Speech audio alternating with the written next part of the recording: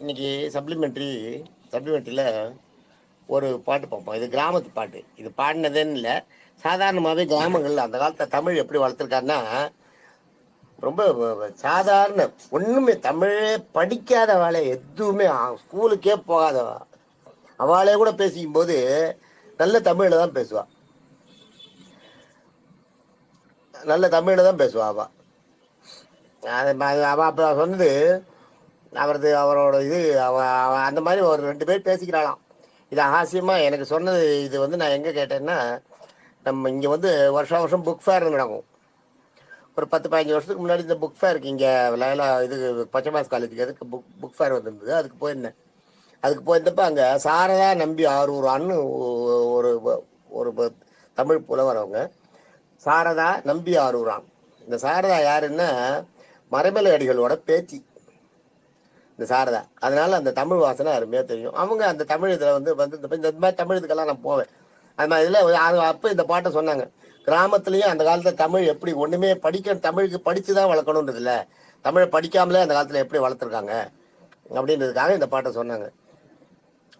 முக்காலே கையில் எடுத்து மூவிரண்டு கரையேற அக்காலே அங்கிருந்த 5 தலை நாகம் என்ன குத்திருச்சு அப்படின்னு ஒருத்தன் சொல்கிறான். 2 பேர் பார்த்துக்கும் போது கேட்குறான், என்ன ஒருத்தன் நொண்டி நடக்கிறான். அவனை பார்த்து ஒருத்தன் கேட்குறான், என்ன நொண்டி நடக்கிறியேன்னு. அதுக்கு அவன் சொன்ன பதில் இது. முக்காலே கையில் எடுத்து மூவிரண்டு கரையேற அக்காலே அங்கிருந்து 5 தலை நாகம் என்ன குத்திருச்சு அப்படின்னா. இதுக்கு என்ன அர்த்தம்னா, முக்காலே கையில் எடுத்தது, அதாவது 2 கால் இல்லை, 3வது கால். சாதாரணமாக அந்த காலத்தில் எப்படின்னா, உங்களுக்கு வந்து பாத்ரூம் போகிறதுக்கெல்லாம் ஒரு டிஸ்டன்ஸ் போவா. இன்றைக்கும் நீங்கள் வந்து நம்ம மனதிருப்பத்தில் பார்த்தீங்கன்னா, நீங்கள் பாத்ரூம் போகிறது, இப்போ வீட்டுக்குள்ளே லெட்டின் எடுத்து போகிறோமே, அப்போ எவ்வளோ தெரியுமா அப்போ எப்படி தெரியுமா போகணும்? சாதாரண ஒரு மனிதன் அம்பு விட்டான்னா அம்பு எவ்வளோ தூரம் போகும்? அம்பு டிராவல் பண்ணுற டிஸ்டன்ஸ் தாண்டி போய் தான் நீங்கள் மலைஜலம் கழிக்கிறதுக்கு போகணுமா. அதுக்கு நடுவில் நீங்கள் குடியிருக்கிற இடத்துலேருந்து அம்பு விட்டால் அது எவ்வளோ தூரம் போகிறதோ அவ்வளோ தூரம் போய் தான் மலைஜலம் கழிக்கணுமா. அதனால தான் அந்த காலத்தில் ஆத்தங்கரைக்கு போவா. ஆத்தங்கரையை சுற்றி இப்போ ஓரத்தில் பார்த்தீங்கன்னா வீடுகளே இருக்காது கொஞ்சம் தூரத்துக்கு. ஏன்னா அது அந்த இடம் அவள் வீட்டிலேருந்து பார்த்தீங்கன்னா ஒரு அம்பு விடுற தூரமாக இருக்கும். அது அம்புன்னா சின்ன பசங்க ஒரு அம்பு விடுறதுன்னா எப்படியா இருந்தாலும் ஒரு 500 மீட்டர் 300 மீட்டர் போகும் இல்லையா. அது மாதிரி ஒரு கணக்கு. அவ்வளோ தூரம் போகணுமா, அந்த இடத்துல போய் தான் நீங்கள் போகணுமா.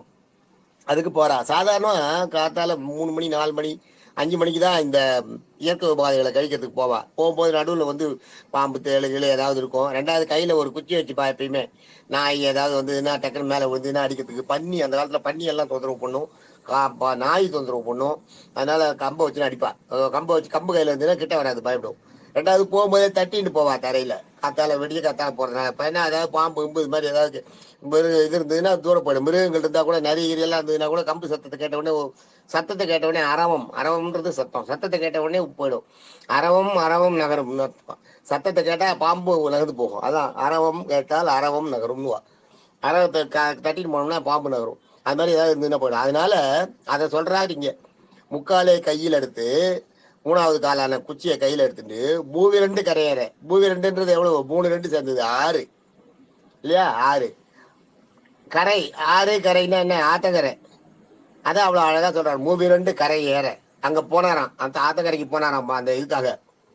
அக்காலே அந்த நேரத்தில் அங்க இருந்த 5 தலை நாகம் என்ன குத்திருச்சு. 5 தலை நாகம்னு அந்த காலத்தில் என்னென்னா எங்கள் ஊர் சைட்லாம் சொல்லுவா.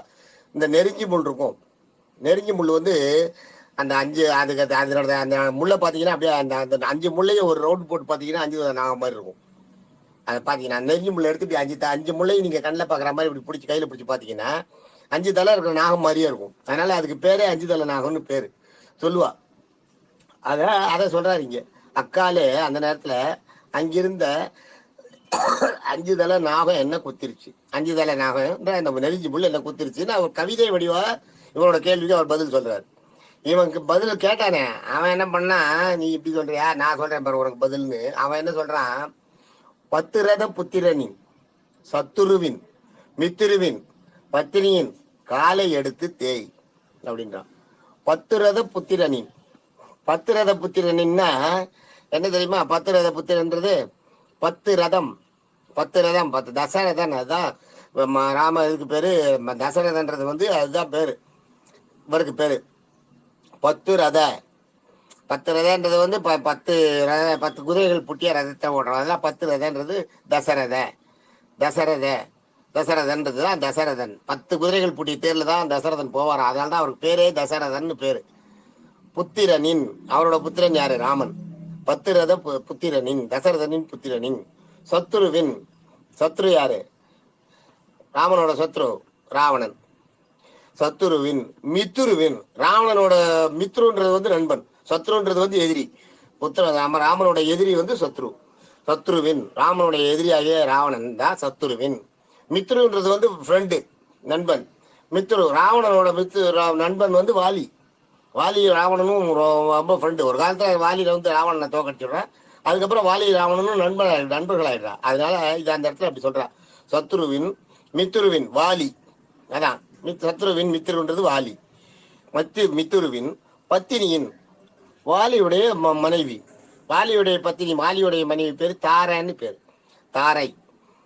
பத்தினியின் மித்துருவின் பத்தினியின் காலை எடுத்து தேய். காலை எடுக்கிறதுன்னா அந்த இடத்துல அவளோட காலை எடுத்து தேய்ச்சிடுறது இல்லை. தாரைன்ற அந்த பேர்ல இருக்க கால் இருக்கு பார்த்தீங்களா, தாவில் இருக்க கால், அந்த காலை எடுத்துடணும். தாவில் இருக்க காலை எடுத்துட்டீங்கன்னா தாரைன்னு இருக்கிறதுல தாவில் இருக்கிற காலை எடுத்துட்டீங்கன்னா என்ன வரும்? தேன் வரும், தரைன்னு வரும். பத்தினியின் காலை எடுத்துட்டீங்கன்னா தாரையில் இருக்கிற காலை எடுத்துட்டீங்கன்னா தரை இல்லையா, எடுத்து தேய் அப்படின்னா என்ன அர்த்தம்? தரையில தேய்ன்னு அர்த்தம். பத்தினியின் காலை எடுத்துட்ட உடனே தரைன்னு வருது இல்லையா, தரையில தேய் சரியா போயிடும் அப்படின்னு பதில் சொல்றாரு. என்ன ஒரு அழகான ஒரு இது பாருங்க, ஒருத்தருக்குள்ள ஒருத்தர் என்ன ஒரு கண்ணியமான கிண்டல், என்ன ஒரு அழகான தமிழ், அதுக்குள்ள எவ்வளவு விளையாடுறது.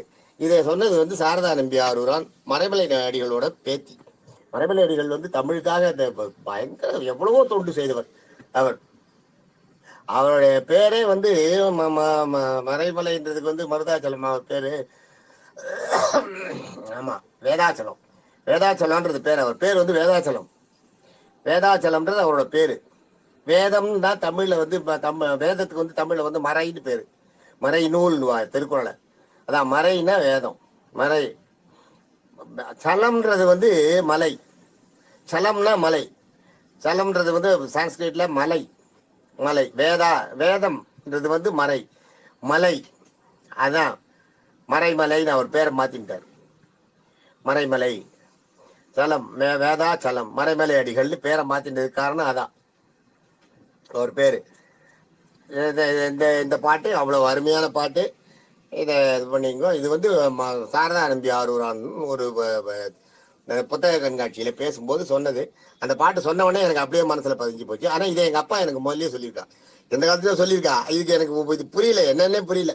அப்ப எனக்கு அர்த்தமும் புரியல, ஒன்றும் புரியல. ஆனா சாரதா நம்பி ஆரூரான் அந்த பாட்டை சொன்ன உடனே அப்பா சொல்லுவாளே டக்கு ஞாபகம் வந்தது. தேங்க்யூ. அப்பதான் நான் இதை மனசுல அப்படியே பதிய வச்சிருந்தேன். தேங்க்யூ.